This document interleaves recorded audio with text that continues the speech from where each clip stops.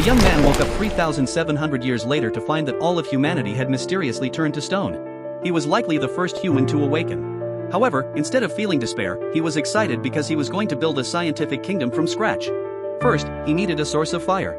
The young man planned to use the primitive method of drilling wood to make fire. However, since he was not good at physical labor, he spent the whole afternoon drilling without seeing a single spot. So, he decided to collect materials first, such as this kind of hard flint, which could be used to make stone tools.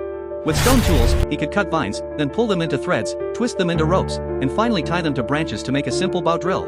With this tool, drilling wood to make fire would be much more time and energy efficient. After that, the young man began to chop wood and make traps for hunting while building a shelter. In just a few days, he had built a place to live.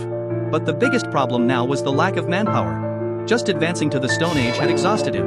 The only person he could think of was his friend. So, he went to the place where his friend was and soon found him.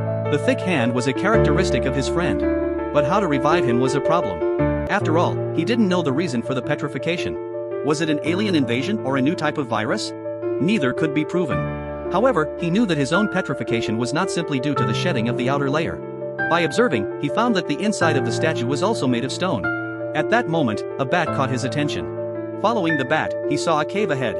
There, he finally found the key to removing petrification: nitric acid. The young man pulled out a few strands of hair that had not yet completely been freed from petrification. Sure enough, after a few drops of nitric acid, the petrification was broken. So, he immediately filled a bottle with nitric acid to revive his friend. But there was no reaction. He tried it on other people, but still, nothing happened. However, he soon realized the problem. During the 3,700 years of petrification, his consciousness had not disappeared. The energy consumed to maintain his thinking over 3,700 years had exceeded 2 trillion joules. Where did such a huge amount of energy come from? In other words, the young man had consumed a certain kind of energy in the stone by thinking. So, he began various attempts. But there was no obvious effect. Another method was to increase the concentration of nitric acid. Unfortunately, the most important alcohol was missing.